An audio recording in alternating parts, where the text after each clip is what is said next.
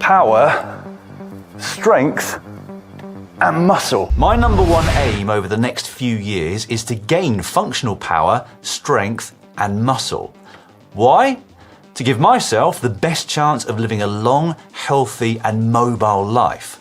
As an endurance cyclist by trade, I was never particularly concerned with putting on muscle. In fact, I was more concerned with not putting on muscle, especially on my upper body. Muscle weighs a lot, and that's all weight that as a cyclist, you have to take uphill with you. Basically, if you don't need it, you don't want it. Power equals force times velocity, so the strength you have and how quickly you can exert it. To use cycling as an example, if you exert a certain force through your pedal stroke at 50 revs per minute, you're going to be producing half the amount of power as if you exert that exact same force at 100 revs per minute. Simple as that. And you don't have to look too hard at professional endurance cyclists to realise that a near skeletal upper body is pretty much a requirement of being a great climber. Even sprinters and classics riders who look muscular compared to their climbing peers are actually tiny when you see them in real life. And that works for them. But this series is not about becoming the best bike riders we can. It's about doing what we can to set ourselves up for later life, and that means not having a skeletal body. Before I explain why power, strength and muscle can help you live a longer, better life, I think it's important to define strength and power and highlight the difference between those two. So strength is the ability of a neuromuscular system to maintain or overcome external resistance by exerting force.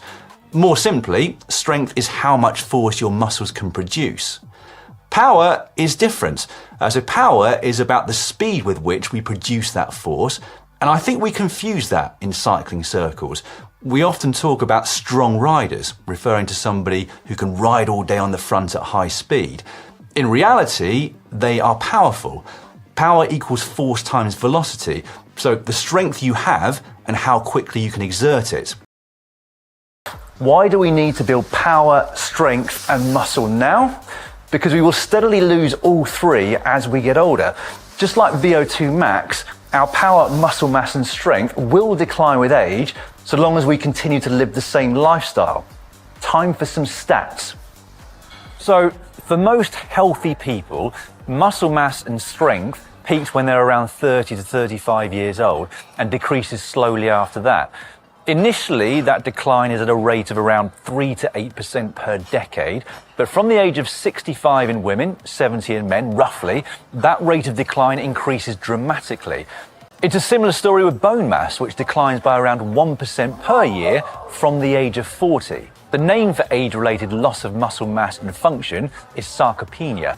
The good news is that although you can't completely stop the decline, you can significantly slow it down. Why would you want to slow it down? Well, it might seem obvious, but slowing it down is going to allow you to continue carrying out everyday tasks such as climbing upstairs, opening a jar, lifting yourself out of a chair, or even just walking well into your old age. Talking about. So stay tuned. If you are interested, give us a call. We'll be here for the next 2 weeks, full weeks. We'll be in the Woodlands area. We're going to be in the Mount Faber area, and we're going to be at Tanamera Coast. Okay, so we'll see you soon. Bye.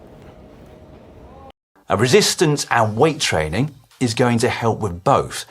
Increasing your strength will mean that if you do happen to get off balance, you're far more likely to be able to counterbalance and prevent a fall. However, if you do fall, regular weight training will have built up your bone density, making it slightly less likely you'll break a bone on impact. As cyclists, this is where we really need to be attentive. So people who only do non-weight-bearing exercise, such as cycling, are more likely to develop osteopenia or osteoporosis. I mean, don't get me wrong on this one, because cycling really is good for you, but it should be supplemented with weight-bearing exercises, such as resistance training or jogging. Running has been picking up some pace after the 2-year lockdown, and everyone's back into leisurely running, racing, or sometimes just for health. Regardless of your personal goal, posture and biomechanics can really help sustain your running and avoid unnecessary injury. So come join us. We have regular workshops happening in Onward or Quest in Clark, and we'd be more than happy to give you a free consultation or assessment, or maybe in the future join us for some community-based running in Manila, BGC, or most especially here in Clark. Just look for Quest Hotel, Google us, we'll see you there. Another benefit to strength and resistance training is that it will help you to avoid injury in general. The more you can avoid injury and illness, especially in your older years, the less deterioration there's going to be through periods of inactivity. I should point out that I'm really not wanting to use this data as any kind of scaremongering. I simply want to highlight some of the scientific data so you all have the knowledge of what will happen to your body over time. That way, you can make your own lifestyle decision based on that. Final lap.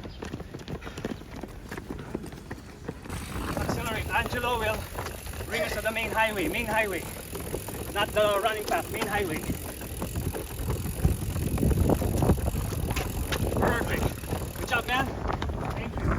Let's open the legs, not sprint.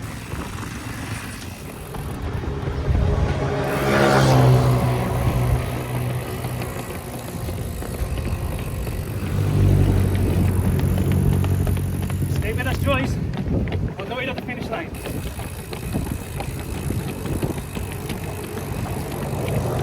Close your hands. Close your hands.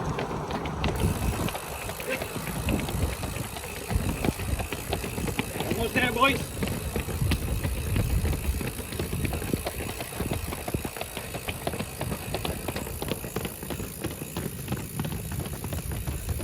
Chad, get ready.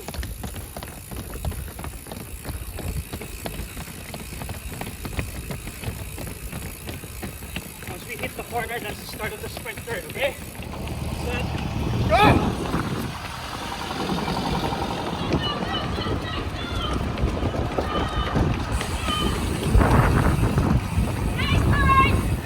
It's all about meeting the new people.